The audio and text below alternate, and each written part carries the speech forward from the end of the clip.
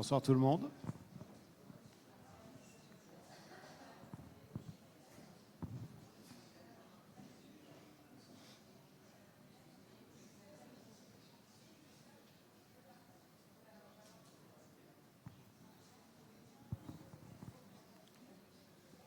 Alors, j'espère que tout le monde va bien après ces 4 ateliers qui, j'imagine, ont été intenses. Alors, nous, on a animé l'atelier A, donc c'était quels sont les critères aujourd'hui et demain pour la valeur en architecture. On avait placé comme postulat la question dans le cadre d'un concours, marché public, procédure adaptée. On a eu un public assez large qui comprenait des architectes, des urbanistes, des programmistes. On avait également des représentants de l'AMIC, du ministère, des architectes du patrimoine, des étudiants, des enseignants-chercheurs. Donc c'était assez vaste. Ça nous a donné un débat assez riche et fourni. Je vous avouerai assez difficile à synthétiser. Le tour de table a fait émerger de nombreuses notions sur la valeur en architecture, sur les diverses valeurs d'ailleurs. Alors, si on essaie de vous résumer quelques mots-clés qui en sont ressortis, l'idée dans les critères, c'était la meilleure prise en compte d'un process, d'un temps long, on va dire d'un investissement, autant dans le jury d'évaluation d'un concours, autant que dans la production du projet. Ça, c'est une des premières notions qui était ressortie.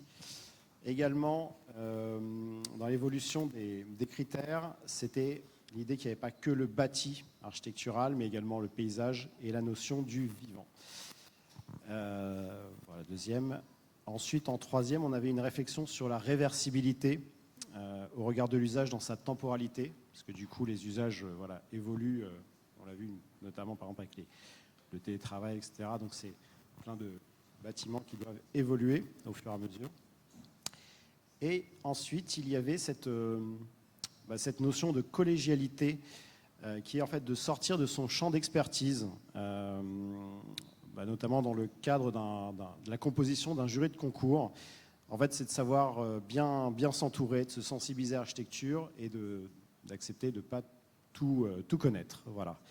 Et du coup, après, alors je ne vais pas dire en piste d'action, mais on va dire en perspective. Oui, voilà. Alors déjà, en accord avec le temps long qu'on a évoqué au tout début, on ne va pas se précipiter dans des actions immédiates qu'on ne saurait tenir.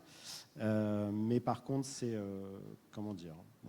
nous, on se propose en tout cas de poursuivre cette réflexion, notamment avec l'AMIC et le ministère de la Culture, au regard des notions qui ont été envisagées.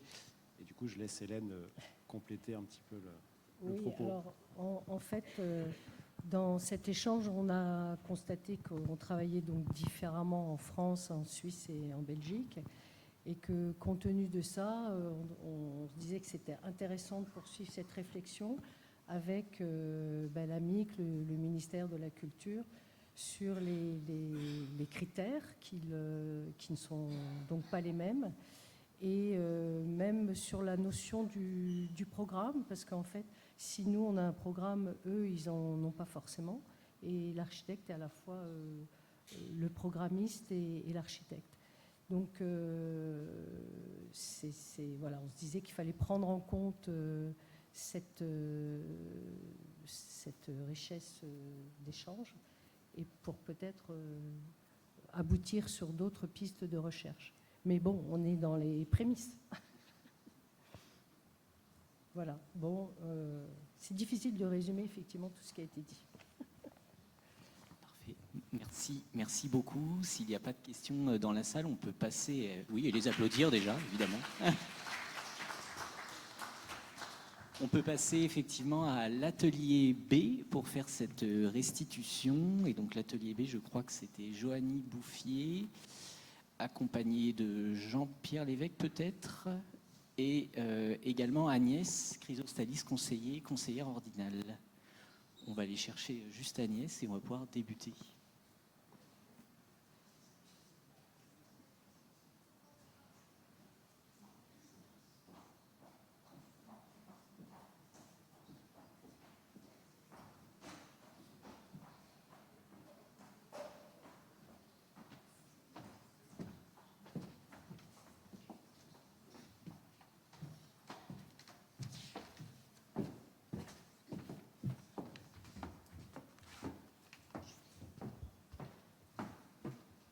Allô, ça marche ou pas? Oui, merci beaucoup. Donc notre atelier, c'était le B. Quel nouveau modèle de distribution et de transformation de la valeur en architecture? Au niveau des participants, on avait un certain nombre d'architectes.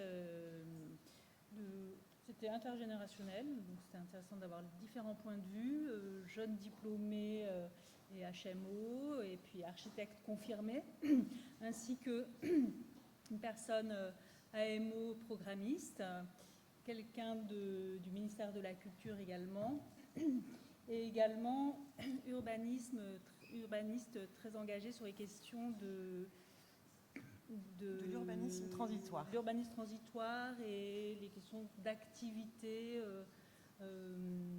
Mais on va rentrer peut-être dans le détail avec Jean-Pierre, justement. Bien. 1, 2, c'est bon. Oui, donc c'est pas simple de résumer comme ça ce qui s'est échangé pendant 2 heures. Enfin, les échanges étaient très riches. On a commencé par évoquer, on avait structuré l'atelier en 3 temps. Un temps de brainstorming où chacun laissait courir la parole. Un deuxième temps où on essayait de regrouper tout cela en différentes thématiques. Et puis, troisième temps, le plus difficile, à transformer tout ça en action.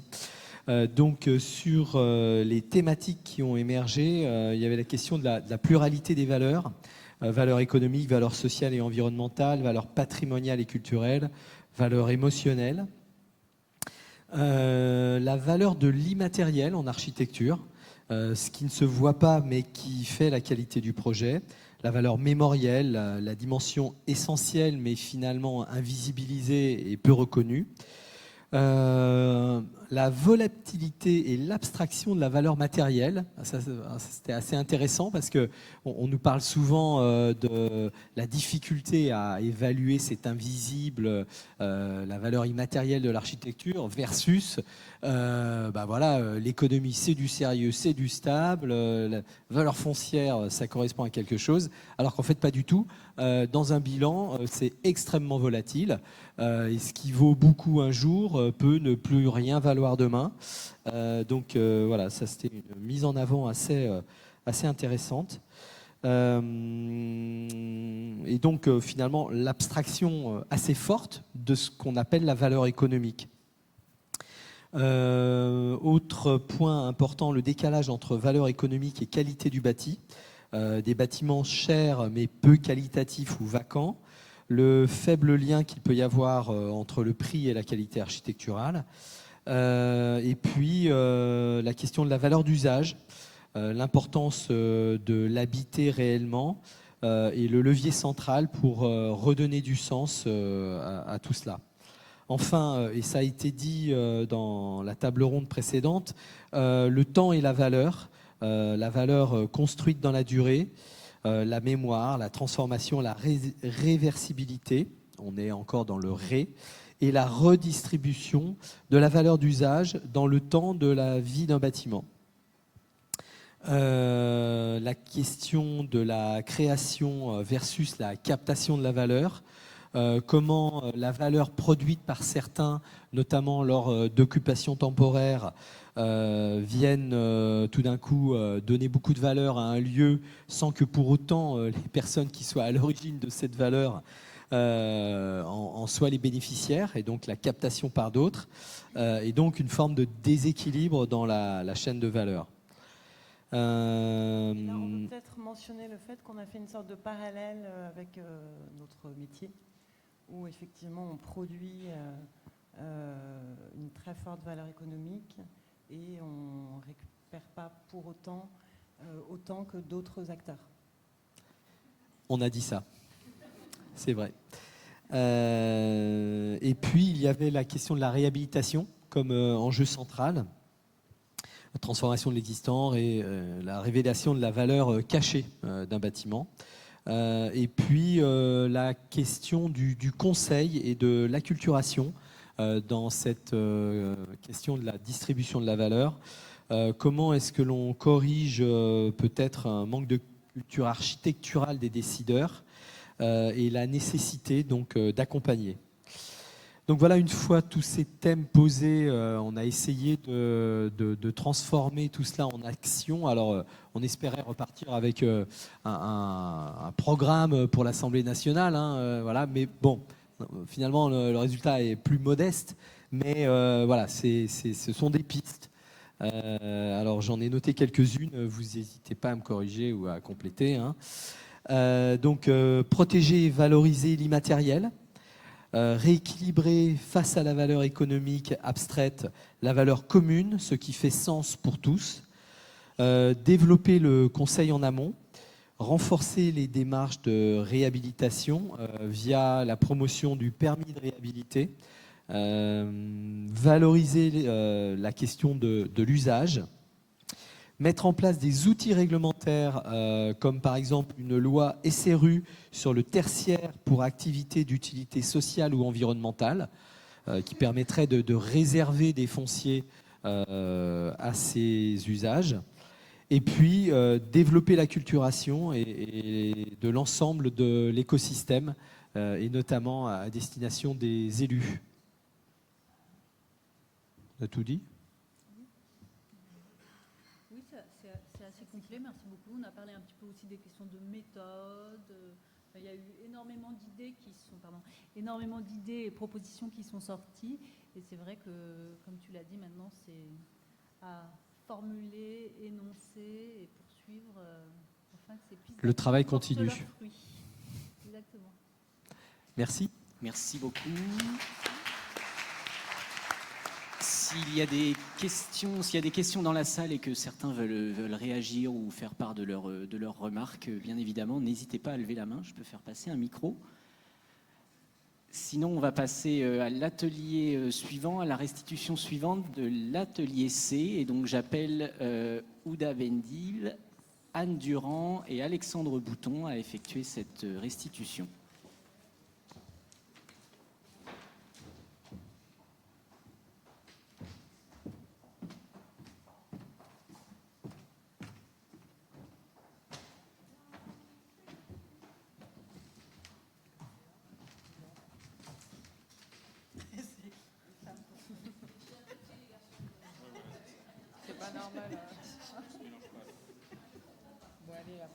C'est ça, mettre de l'ordre. Alors, bonjour à tous. Merci d'être restés jusqu'à la fin pour cette restitution qui est pour nous assez intéressante et importante pour mettre en place un champ d'action pour la suite. Donc, nous, on était autour d'un atelier très, très intéressant qui a pu apporter des réflexions, des transversales à travers des acteurs qui ont pu s'intéresser à la question de la recherche. Donc, on a traité où et comment accélérer les liens entre pratique et recherche sur la valeur en architecture. Donc, on a eu la chance, d'ailleurs, je tiens à remercier tous ceux qui ont pu participer à cet atelier. Donc, je vais les citer parce que c'est important. Je remercie Christine Waro-Boval qui est historienne et qui représentait la fondation Aya, avec la présence également de Valérie Berger qui est architecte, elle est urbaniste, paysagiste, qui fait partie aussi de Aya, l'agence d'architecture. Nous remercions également Armelle Lemouelik, je ne sais pas si elle est toujours là, mais en tout cas, nous la remercions d'avoir participé à cet atelier qui représente le ministère. Elle est chargée de la mission pour le doctorat au sein du ministère de la Culture. Nous remercions également Lola Davidson qui a fait un passage furtif, mais qui était très, très intéressant suite aux échanges qu'on a eus avec elle, qui est chef de projet JPPO. Nous remercions également Olivier Sénic, architecte praticien et élu au Conseil national de l'Ordre des architectes. Nous remercions Marie Prel, architecte docteur, qui nous a fait son retour, notamment par rapport à son expérience, parce qu'elle a eu un contrat CIFRE dans l'une des agences de l'une de nos élus ordinales ici, l'agence 234. Donc son retour d'expérience était pertinent pour nos échanges et nos réflexions. Et enfin, nous remercions également Nicolas Touvenat, représentant de la plateforme La Place des élus, et Soléa, représentée par Linda Hachem, présente ici. Voilà. Et donc, on a organisé l'atelier autour de 2 thèmes principaux et un thème transversal aux 2 thèmes principaux. Les 2 thèmes, c'était celui du logement insalubre, du logement des plus pauvres. Donc, essayer de voir comment la recherche pouvait éclairer la manière avec laquelle on pouvait construire du projet dans ce lien entre l'habitat insalubre et des ménages précaires, une dimension qui est vraiment pas simple. Et puis l'autre sujet, c'était face à l'incertitude auquel on est confronté, c'est-à-dire on voit bien qu'il y a une crise climatique qui amène à une crise des décisions, une crise politique. Est-ce que la recherche, en projetant dans ces incertitudes, en émettant des hypothèses, pouvait nous aider à mieux orienter nos actions, à mieux orienter nos manières de faire le projet. Et en transversal à ces 2 dimensions, donc Anne va nous redire, dont elle va nous faire le relais, on avait une autre question qui était en quoi cette manière de travailler le projet à la lumière de recherche, de dimension de recherche scientifique, changeait aussi nos pratiques, nos manières de faire le projet, de le construire, en termes de méthode, de processus, d'être architecte un peu différent. Anne.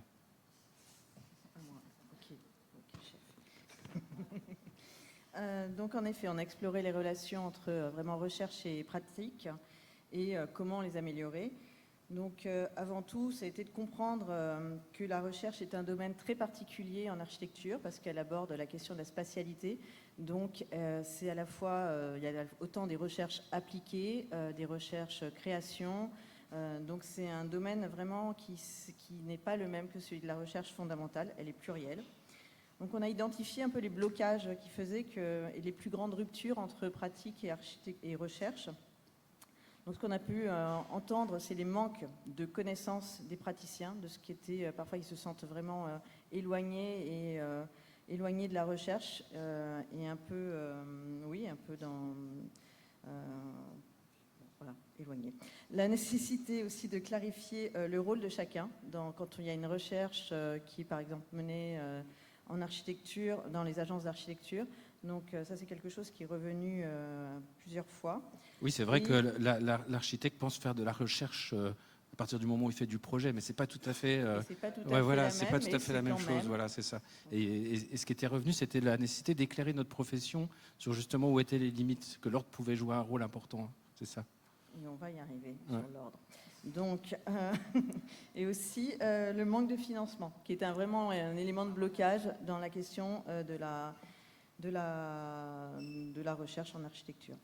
Les nécessités ou les envies, ça a été les nécessités de faire comprendre la notion d'état de l'art dans les agences d'architecture, quelque chose qui prend du temps dans la recherche et qu'on ne connaît pas forcément dans les agences d'architecture. Donc ça, c'est avant de faire, donc, quand on fait du projet, on n'a pas forcément besoin de cette phase, mais dans la recherche, c'est une étape importante qui peut durer jusqu'à 1 an et qui est essentielle. L'importance des médiateurs qui fabriquent le lien entre les 2 mondes. Donc, l'envie de décloisonner, de mutualiser les recherches entre les agences aussi, pour retirer cette notion de concurrence. Mutualiser les recherches entre les agences, les ENSA, les labos. Et donc, finalement, puisqu'il y a un élément de blocage, c'est aussi de mieux diffuser les dispositifs financiers qui ne sont pas forcément connus par les agences d'architecture. Et aussi, avec ce manque d'argent, d'aller chercher des financements européens qui sont quand même une vraie manne dont on ne bénéficie pas, dont on ne s'est pas disposé. Par rapport à l'ordre des archives, je pense qu'il y a eu une demande de la reconnaissance du doctorat à l'ordre. L'autre, c'est de devenir un lieu de rencontre entre praticiens et chercheurs. Donc, est-ce que c'est notre vocation? Mais en tous les cas, comme il y a eu les assises, est-ce qu'on pourrait être un endroit où on fait mieux le lien? De faire connaître, on demande aussi à l'ordre des architectes, faire connaître les colloques, et qu'il y ait une meilleure communication, puisqu'en plus, ça peut être aussi des lieux où on a des lieux de formation, enfin, où on a des attestations de formation pour l'ordre. Pour finir, moi de mon côté, dispositifs qui existent, c'est des chaires partenariales qui sont à valoriser dans les écoles, qui font vraiment le lien entre les praticiens et les chercheurs et qu'on ne connaît pas forcément, et c'est là qu'il faut aussi aller pour justement mutualiser ces deux mondes. Et enfin, qu'est-ce qu'on pourrait s'interroger à la fin sur qu'est-ce que la recherche finalement et les méthodologies. Ce qui est beaucoup revenu, c'est que finalement la recherche éclaire le monde dans lequel on vit, que c'est un processus, une méthode et pas un outil, et que l'architecture est souvent utilisée pour répondre à une législation plutôt qu'à une question environnementale, d'où la question, est-ce que la recherche, aussi en abordant les notions économiques qui est un attendu du ministère, pourrait répondre vraiment aussi à d'autres questions que de répondre à une commande. Et la dernière phrase, c'est que la recherche est l'activité inhérente au projet, et ça c'est la recherche comme activité inhérente au projet qui est présente dans le SNA 2, et donc dans lequel il faut se mobiliser. Voilà, donc Lorenzo, tu nous avais donné comme objectif de peut-être pouvoir alimenter un vadémécum que l'ordre pourrait initier pour que les chercheurs puissent aller vers les praticiens en leur expliquant en quoi c'est vraiment intéressant. Je pense qu'on a tous les éléments pour le faire et on va s'y coller. Voilà, merci. Merci à tous. Merci beaucoup. Merci beaucoup pour cette restitution. J'appelle le dernier atelier, du coup l'atelier D, à faire de même. Et ce sera Caroline Didier-Dacruz et Karine Grimaud qui vont du coup s'exécuter pour l'exercice. Alors, moi je ne vais pas nommer chacun des intervenants, je m'en excuse par avance. C'est super, je suis d'accord. Et aussi, on va essayer de restituer au mieux ce qui s'est passé, mais ça ne sera pas exhaustif. Donc, pareil, le livret sera là pour ça, on vous le redit. On avait un échantillon très représentatif de la chaîne de fabrication de l'architecture. On a eu cette chance. Alors, on a eu des scénographes, des architectes, des acousticiens, des maîtres d'ouvrage, des enseignants, des étudiants, des journalistes. Et on les remercie tous, des élus, un représentant de l'AMIC. Et des promoteurs. Et un promoteur. Voilà. Et nous les remercions chaleureusement pour leur présence et leur engagement. C'était un échange très très riche. Donc la question originelle de notre atelier, c'était comment mobiliser celles et ceux qui font et incarnent la valeur en architecture. Et depuis cette question a émergé une autre question en filigrane qui pourrait être résumée ainsi: à quel moment et grâce à qui l'architecture commence-t-elle vraiment? Le constat qu'on peut faire est que pour certains, l'architecture s'origine dans un temps d'avant l'arrivée de l'architecte. Et pour d'autres, elle ne commence à exister qu'à partir du moment où l'architecte intervient. Je vous laisse deviner pour qui. Hein. Je ne vais pas faire de surinterprétation.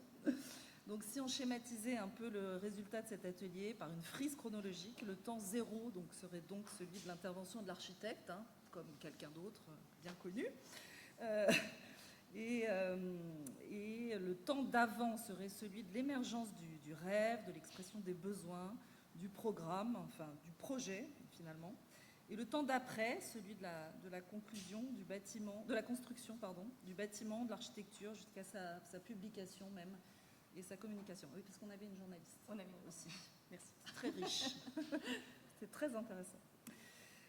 Donc tous se sont accordés à dire que la relation architecte et maître d'ouvrage, promoteur et autres acteurs, hein, je ne vais pas les reciter, de la chaîne de fabrication, est génératrice d'acculturation.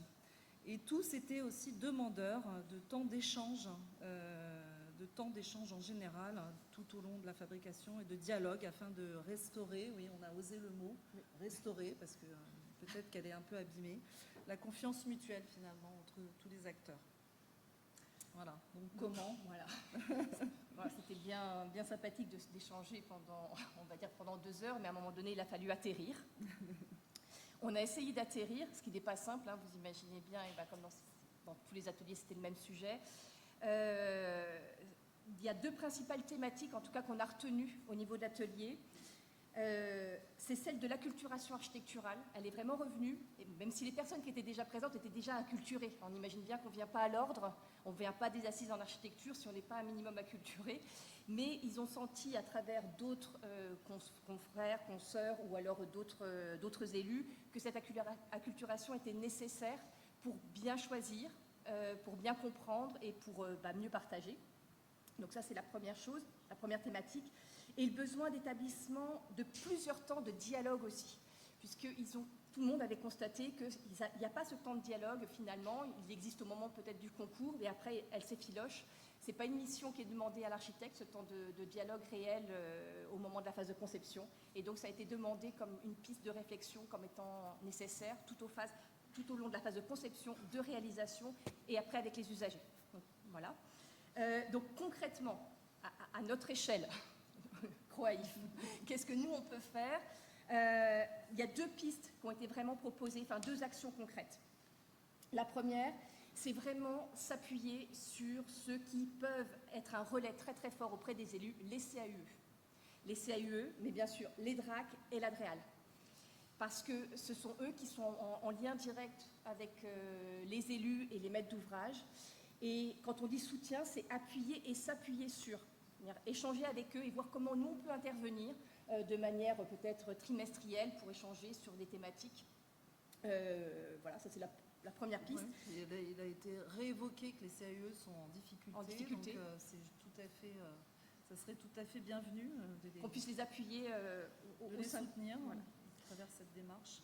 Et au sein du CROAIF, on a vu que cette parole libérée de l'ensemble des acteurs, ça permettait de communiquer avec des points de vue qui s'apposaient, hein, mais qui étaient quand même très, très, peut-être quelquefois divergents, mais ça a permis de créer une valeur, hein, le fait d'être tous ensemble, et se dire que ces moments-là, on pouvait les refaire, était essentiel. Donc peut-être pas à travers des assises, parce que ça demande une énergie peut-être monumentale, mais à travers des temps d'échange qui seraient identifiés pour que tout le monde puisse être autour de la table. Donc voilà, les 2 pistes. Voilà, c'est tout. Voilà. Il y avait Frédéric Quévillon avec nous, mais il a dû s'absenter.